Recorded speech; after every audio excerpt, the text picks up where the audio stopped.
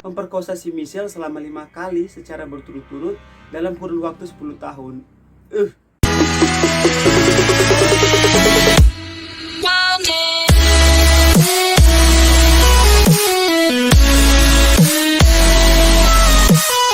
Welcome back to my YouTube channel Enrico Brian. Apa kabar teman-teman? Jadi pada video kali ini kita akan membahas tentang kasus-kasus penculikan paling lama atau kasus pencariannya paling lama di dunia. Tapi sebelum kita masuk ke dalam video pembahasan, alangkah baiknya teman-teman untuk subscribe. Jangan lupa nyalakan tombol notifikasinya agar supaya ketika aku upload video baru, kalian menjadi orang yang pertama menonton video itu. Dan jangan lupa like, komen, dan share sebanyak-banyaknya. Kasus penculikan banyak sekali terjadi di berbagai belahan penjuru dunia.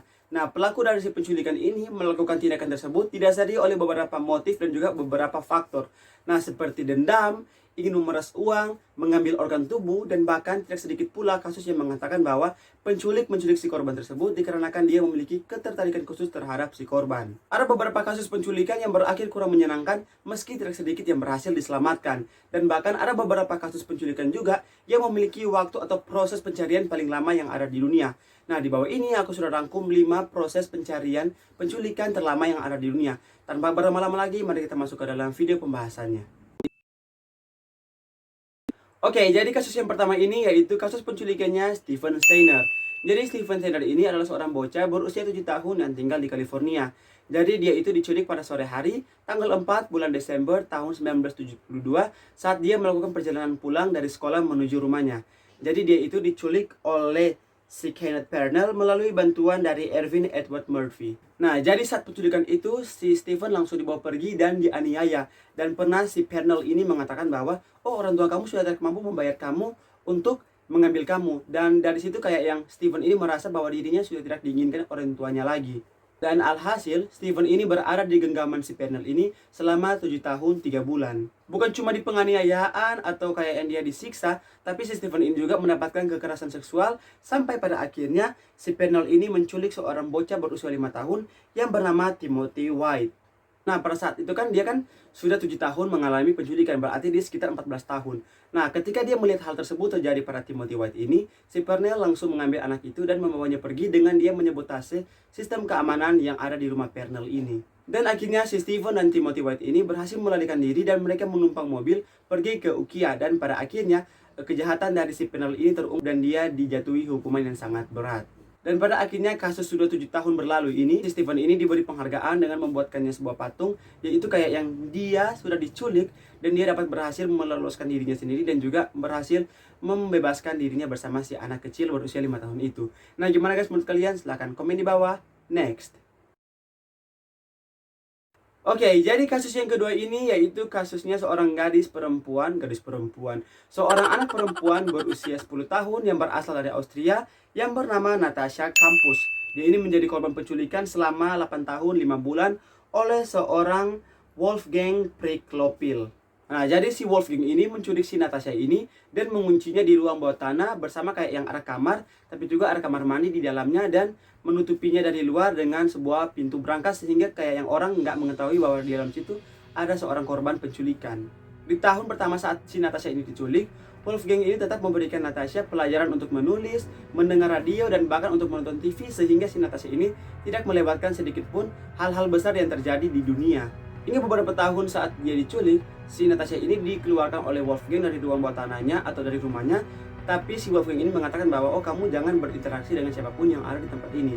Jadi kayak yang si Wolfgang ini penculik yang baik ya guys. Atau kayak gimana menurut kalian? Kayak yang dia memberikan pelajaran, suruh mendengar radio, menonton TV sehingga Natasha tidak meninggalkan peristiwa-peristiwa penting yang ada di dunia. Dan dia juga memberikan si Natasha kebebasan, tapi dengan itu seperti aku bilang tadi, tidak boleh berinteraksi dengan siapapun. Nah, jadi menurut keterangan, si Natasha Campus ini berhasil keluar atau lari dari rumah si Wolfgang ini dikarenakan Wolfgang sangat lengah. Tepatnya si Wolfgang ini memberikan kepada Natasha untuk membersihkan mobilnya dengan vacuum cleaner. Nah, jadi suara mesin yang ada di vacuum cleaner itu sangat bising sehingga membuat si Wolfgang ini menjauh dan menelpon di tempat yang lebih aman atau kayak yang nggak memiliki suara bising dari si vacuum cleaner yang dipegang oleh Natasha ini. Nah, diketahui bahwa si Wolfgang ini sudah menjauh, akhirnya Natasha melarikan diri dan bebas, dan pada akhirnya si Natasha melaporkan diri kepada polisi. Dan setelah dia mendengarkan bahwa si korbannya ini berhasil melarikan diri, si Wolfgang ini akhirnya menabrakkan diri di rel kereta api karena dia takut untuk ditangkap oleh polisi. Nah, gimana guys menurut kalian kalau kalian diculik oleh seorang yang penculik? Bisa dikatakan penculik yang sangat baik karena dia bisa memberikan apapun yang kalian mau. Nah, gimana guys? Komen di bawah. Next. Jadi kasus penculikan dengan durasi terlama selanjutnya ini datang dari negara Sakura Jepang yang menimpa seorang gadis berusia 9 tahun yang bernama Fusako Sano. Jadi Fusako Sano ini diculik oleh seorang pria yang bernama Nobuyuki Sato dan menahannya selama 9 tahun 2 bulan. Nah, jadi si Fusako ini disekap atau ditahan di dalam apartemen milik si Nobuyuki ini, dan apartemen itu sangat jauh dari kantor polisi. Dan memang menurut informasi si Nobuyuki ini memang memiliki gangguan mental. Dan si Fusako Sano ini memang pada saat dia di apartemen dia ingin sekali melapor kepada polisi. Namun dia sering diancam dan bahkan disiksa, dan bahkan tidak segan-segan si Nobuyuki ini menyiksa Fusako Sano dengan cara Fusako disetrum di sekujur tubuhnya itu. Dari kasus penculikan dari si Nobuyuki ini terbongkar setelah ibu dari Nobuyuki ini pergi untuk berkonsultasi di pusat kesehatan publik di daerah Kaziwasaki setelah anaknya bertingkat aneh dan juga kasar. Dan dalam hal inilah membuat petugas datang ke tempat Nobuyuki, dan betapa terkejutnya mereka ketika mereka menemukan ada seorang gadis yang disekap oleh si Nobuyuki ini, dan mereka mengatakan bahwa oh, itu gadis yang hilang sejak 9 tahun yang lalu. Dan pada akhirnya si Fusako Sano ini berhasil dikeluarkan atau berhasil diamankan, dan pada akhirnya si Fusako ini kembali kepada keluarganya. Nah, gimana guys menurut kalian? Silahkan komen di bawah. Next. Oke, jadi yang keempat ini yaitu seorang laki-laki yang bernama Ariel Castro yang menjadi dalang dari penculikan 3 seorang gadis yang menculik mereka sekitar 10 tahun, lebih tepatnya 10 tahun 9 bulan. Dan para anak perempuan itu bernama Amanda Berry, Gina DeJesus, dan juga Michelle Knight. Nah, jadi kasus penculikan ini terjadi di Cleveland pada sekitar tahun 2002 sampai 2004 dengan kasus penculikan atau urutan penculikan yang pertama yaitu Michelle, dan juga yang kedua Amanda, dan terakhir yaitu Gina. Jadi semasa mereka diculik, mereka bertiga ini dirantai secara bersama-sama, dan menurut keterangan bahwa si Ariel Castro ini memperkosa si Michelle selama 5 kali secara berturut-turut dalam kurun waktu 10 tahun. Gila nih orang. Namun si Michelle ini mengalami keguguran dikarenakan dia mendapatkan pukulan-pukulan keras, tendangan-tendangan keras, dan juga dia tidak diberi makan sama sekali. Bahkan hal serupa itu terjadi kepada 2 gadis tadi yaitu Gina dan juga Amanda. Dan bahkan Amanda sempat melahirkan anak dari kasusnya bersama si Ariel Castro ini. Semacam Amanda mendapatkan anak dari hasil pemerkosaan dari si Ariel Castro yang menculik mereka, dan bahkan si Ariel Castro ini tidak memiliki peri kemanusiaan sehingga dia mengikat mereka dan membiarkan mereka begitu saja dan tidak memberi mereka makan sama sekali. Dan bahkan jika kalian lihat di Google Maps, rumah dari si Ariel ini sudah di blur, dan bahkan kayak yang tidak diperlihatkan sama sekali rumah yang menjadi saksi buta, saksi bisu dengan kayak yang kasus-kasus yang sangat kejam, yaitu kasus penculikan sehingga kasus pemerkosaan. Setelah 10 tahun 9 bulan penantian, akhirnya momen yang tunggu-tunggu itu datang. Pada akhirnya saat si Ariel ini lengah, si Amanda melarikan diri dan melaporkan kepada polisi atau pihak berwajib, dan akhirnya si Ariel ini dijatuhi hukuman yang sangat berat dan bahkan bisa dikatakan hukuman mati. Nah, gimana guys menurut kalian? Silahkan komen di bawah. Next. Oke, jadi kasus yang terakhir. Jadi kasus yang terakhir ini yaitu kasus penculikan yang dialami oleh si JC Dugard.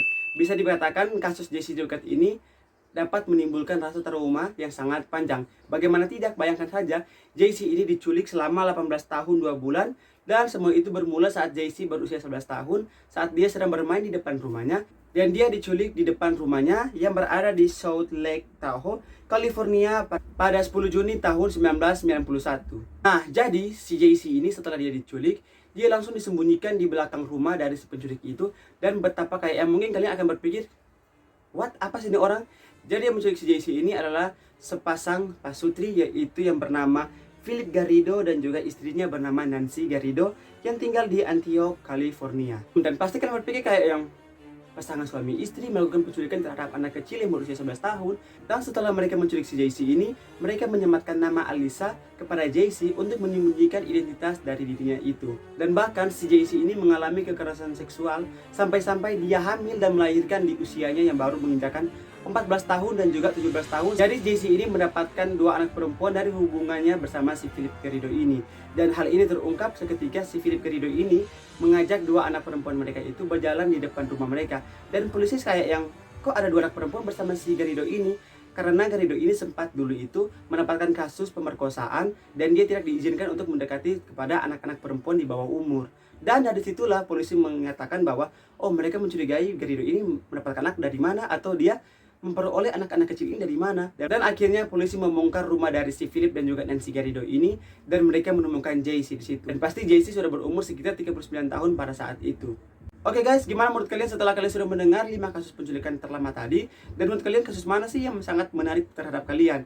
Dan menurut kalian itu kayak yang mungkin kalian pernah diculik atau gimana? Boleh kalian komen di bawah. Dan aku mau tahu dari kalian kasus mana yang paling menarik dari 5 kasus ini. Oke, kita sudah berada di ujung video. Terima kasih kalian sudah nonton videonya. Jika kalian suka silahkan di like. Mohon maaf jika ada salah kata dari saya. Untuk kritik dan saran silahkan komen di bawah. Untuk ide video selanjutnya silahkan kirim email di bawah ini juga. Dan see you di next video guys. Salam perdamaian. Dadah.